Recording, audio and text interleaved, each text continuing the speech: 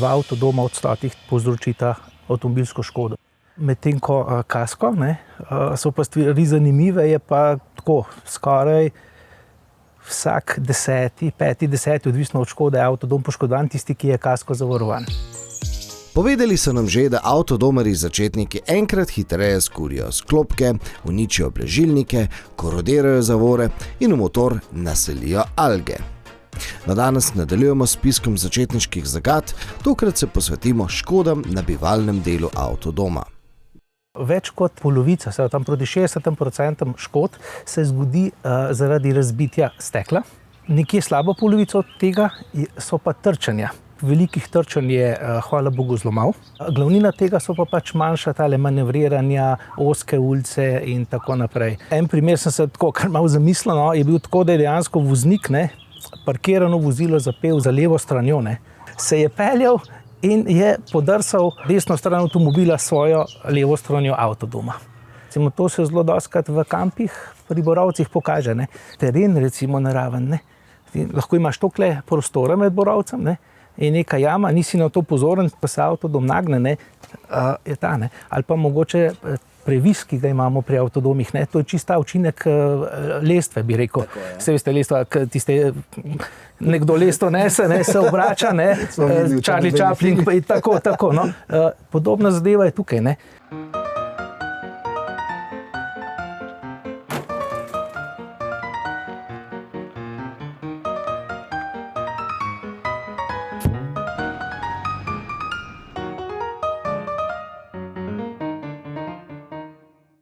Prva začetniška napaka vsakega avtodomarja je ta, da zares vzame, da to hiša ali pa to njegov dom. In predvsem vsi začetniki preobtežijo, preveč stvari sabo vzamejo. Tudi meni se je zgodila večkrat, ne samo enkrat. Ko smo mlada družina šli prvič, drugič v Grčijo, smo napakali avtodom z kolesi, z surfi na streho, z jadri in posledično ni bilo več prostora v garaži. In smo pustili rezervno kolo doma, misleč, da je ta repair kit dovolj za normalno preživljanje dopusta. Žal, v 3 tednih v Grčiji smo imeli 3 gumi defekte, in ta repair kit ni bil dovolj. In v končni fazi smo kupili 5 novih gum. Glavni problem ni bil v tem, da seveda je bilo to 1000 evrov ali kaj za koliko evrov, ampak to, da smo, bom rekel, 3 dni, namesto da bi preživljali dopust, smo preživljali pri raznih vulkanizerjih. Mora prijeti kakšna posebna vleka, Ja, absolutno. Vkličemo, da je problem, moramo na to opozoriti. Da je avtodom in da je to. Koliko je pa to dražje, taka vleka? Tega konkretno ne poznam, ker smo sami smo imeli to sklenjeno zavarovanje, ker priporočamo vsakemu uporabniku, da ima to zavarovanje urejeno, da mu omogoča vleko iz kateregakoli kraja v Evropi, kjerkoli že letuje. Na enem zelo ozkem delu smo se z nekom srečali. Stvar niti ni bila problematična, ko so se srečvala. Ko sem pa jaz preveril desno ogledalo in ko sem videl, da sem dejansko 5 centimetrov od ograje, sem potem potreboval še 50-100 metrov, da sem avtodom lepo počasi, ker če bi jaz šel na črto v tistem momentu, bi ta zadnji del v bistvu podrajsal. Tako, in bi bilo totalna škoda. Zakaj je tako? Ko je treba enkrat razdirati pohištvo, se dejansko treba polovica avtodoma podreti oziroma zamenjati celo steno, zagotoviti vodotesnost potem. In to so zneski recimo tako 10, 15, 20 tisoč in več. Večina avtodom je sestavljena iz aluminijaste plošče, neke izolacije, pa notranja obloga, je dejansko dosti trpežen material, ampak ko pride silanjem 3 tone pa pol in neka fiksna omera, nek borovc, ki se ne bo premaknil, seveda najslabše odnese stena. V resnici bi tukaj tudi moral imeti kamere na vseh možnih koncih. Jaz osebno mislim, da kamere so dober pripomoček. Vseh težav pa ne bodo rešili, ker dejansko je pri avtodomu treba na toliko stvari paziti in gotovo eno pozabiš. To je pa res, ja. Ja, recimo vse naredimo, pospravimo, pustimo odprto okno, samo malo premaknemo, tamle nam je pa bolj všeč, Ja. In samo tendico zvijaš, to pusti, se ne bo nič, ali pa to še mogoče pospraviš, pozabiš pa strešno okno. In strešno okno, mogoče, če bi šel naprej, bi ga še zaprlo, koliko ješ pa v nasprotno smer, ga pa dejansko odlomi. Teh primerov je bilo teh trčenj kar nekaj. Če se taka stvar zgodi in da se malo strezneš, je mogoče še dobro. Ja, Ker to pa tudi tukaj tako, ni verjetno take škode, ne 20.000 evrov. Ne. Ko pa pride recimo to? Okrog 200-300 evrov so ta manjša okna, no, z montažo potem. No. Kako pa popravljajo v bistvu te luknje? Popravilo je tle zelo zahtevno, no.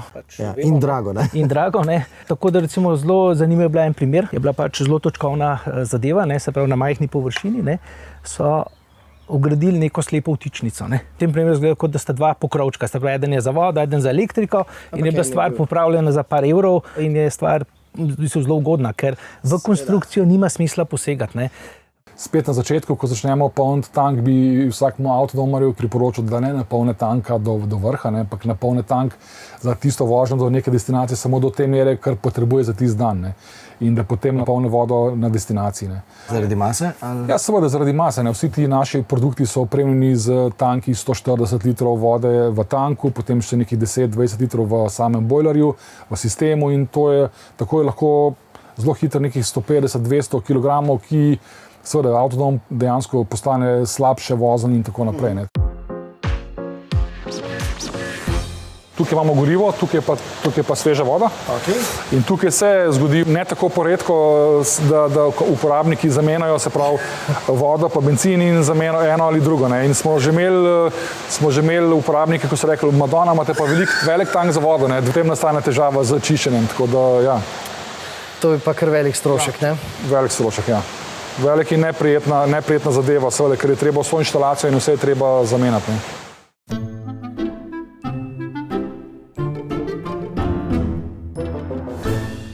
Tukaj imamo Alkoven avtodom, se pravi zelo visok avtodom. Se je že zgodilo, da so zapeljali v podvoze? Poznan je tudi en primer, da je en gospod imel naštudirano pot, ne, ko se je z avtodomom peljal, se je zmeraj po isti lokaciji vozil. Ampak je prišla enkrat zima. In je bilo pač čestišče polno snega, zavoženega, se pravi ledenega. In je zdrsno, ali kako? Ne, gospod se je lepo peljal, previdno vse je, sveto prepričan, da je pač dovolj nizek in je zadev v podvoz. In je dejansko že par centimetrov ledu na cesti, odprtina je bila manjša, ne, in dejansko... Nekaj, kar sploh ne pomisliš. Sploh ne pomisli, zato če pridemo po 20 km do nekega 2,5 metrskega mosta, ne poizkušajmo sreče, ne zapuščajmo ceste, ne, da se kje zakopljemo oziroma zdrsnemo. Ne. Tudi zdrs je kar en dosti pogostih škodnih dogodkov. Ne. Predvsem po zimi, ne? Ja, tudi poleti, lejte, pride neka nevihtica, asfalt dejansko zelo zagladen, ne, se trenja ni, ne. Zelo hitro se kakšna taka naredi, saj tudi spusti. Spusti so zelo pomembni, pa predvsem je treba paziti na varnost, ne, saj tudi potnikov, ne, da nekdo nekaj kaže, ne, mora biti v vidnem polju, ne, saj v ogledalu, na pravem mestu, da ne stoji od zadaj. So bili primeri, se ste stisnilo nekoga, ne, to ni tako, ne, ali pa pozabi se zavor, prej ste videli, kaj je gospod izstopil z avtodoma, pa mu je še za pol metra zdrsno nazaj, recimo, ne. Vsak avtodom mora imeti prostor za 2 plinski jeklenki in celo poletje pri normalni uporabi je dovolj ena jeklenka mešance propana-butana. Ne. V zimskem času je pa seveda ta poraba višja, ne, ker moramo ogrevati avtodom in tam pa seveda za en teden najbrž bi potrebovali celo 3 jeklenke, ne, in tukaj moramo biti pa zelo pragmatični, da imamo spet 2 jeklenke s sabo, pa eno lahko kupimo na destinaciji in tako naprej. Predvsem pa za zimski čas je pa nujno, da vsak začetnik pozna, da mora uporabljati propan, ne, ki ostane utekočinjen. Če se uporablja mešanca propan-butan, se propan porab, butan pa ne. In izkoristek je samo, mislim, da je tam manj kot polovica. Stopničke se kdaj polomijo? Ne. Ker se skrijejo samodejno, ne? Samodejno je pa treba pač paziti, no. Recimo en nasvet, ki so ga meni dali starejši avtodomarji, je čist preprost, ne. Se pravi, preden se odpraviš, ne, narediš še en krog okrog vozila, ne. Mi smo to do zdaj dobro vozili, no, povozili smo edino enkrat od kužka našega posoda, ne. Kolesa na zadku. Ja, tole... To se tudi dogaja, ne? To se dogaja.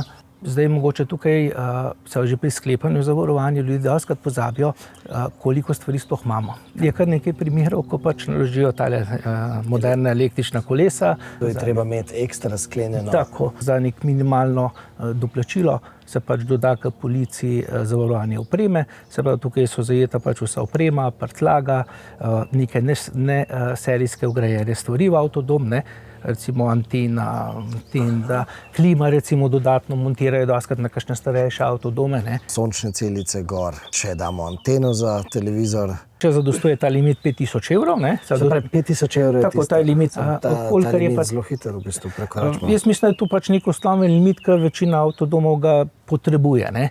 Seveda, ja. Tako, kolikor je pa tega več, se pa potem individualno zmenimo za višje številke. Tako. Če kuham in zakuham požar v mojem avtodomu, ki se potem razširi na še druge avtodome na takšnem počivališču za avtodome. Ja, krije posest, avtomobilska odgovornost. Ampak škoda je pa nastane zelo, zelo velika. Ja, tukaj mogoče še ena taka banalna stvar. S tovornim vozilom priporočamo višje zavarovane vsote, so dvokratne, trikratne, ne. Ta znesek je pa zdaj 1,50 milijonov. Se pravi, če hipotetično rečem, da nekdo zakur kamp, ne. Ja, je to včasih celo problem. Ja, tako da kakšen gasilni aparat, se pravi kot preventiva, pa pazljivost, ne. Zato tiste table na Hrvaškem, ne, v borovih kampih brez ognja in tako naprej, ne, so izjemna previdnost, niso odveč, ne.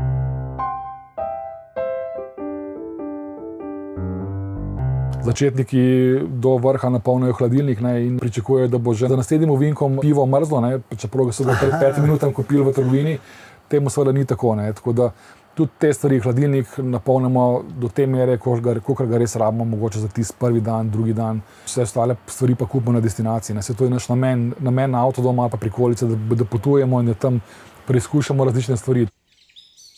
Mi imamo v teh višjih rangih avtodomov že standardno vgradnjo razmernikov, kar pomeni, da se lahko za določen čas uporablja tudi 220 voltna uporaba. Sicer pa si lahko vsak uporabnik dokupi ta del, ne. Ampak baterije seveda imajo različne kapacitete in je treba to upoštevati, ne, da se neka klima ne bo delovala nek dolgi rok, tudi neki feni in tako naprej, ki so kar velik porabnik, jih lahko uporabljamo, ampak precej kratek čas. Koliko velike baterije pa vgrajujete? Mi vgrajujemo približno 100 amperske baterije v povprečju, bom rekel. No. Čisto v praksi, koliko to zadošča? Velika razlika je zdaj pri uporabi hladilnikov, ne. Zdaj, če dalje več proizvajalcev gremo na kompresorske hladilnike, se pravi te absorpcijske hladilnike grejo če dalje bolj ven iz uporabe, ker kompresori veliko bolj delujejo in z tega vidika je ta avtonomnost malo krajša, ne. Ker se ta hladilnik seveda pač uporablja baterijo, ne. Ja. Za občutek, koliko ponavadi? Ja, v poletnem času sigurno more baterija 100 amperska zadošča za 3 dni, oziroma če smo malo bolj varčni, še sigurno več, kajti vsa razsvetljava v današnjih avtodomih je LED in kar je minimalni porabnik. Ja. Pred leti sem prevzel avtodom s pokvarjenim straniščem. Ko smo končno ugotovili, da se zadeva vendarle ne bo sama od sebe odmašila, so na centru za pomoč uporabnikom rekli kar: vozite se čisto blizu naše tovarne stranišč, pridite. Torej sem vključil kamero in posnel video, ki ga zdaj predlagam za vaš naslednji klik. A preden nadaljujete, vas še povabim, da se naročite na naš kanal.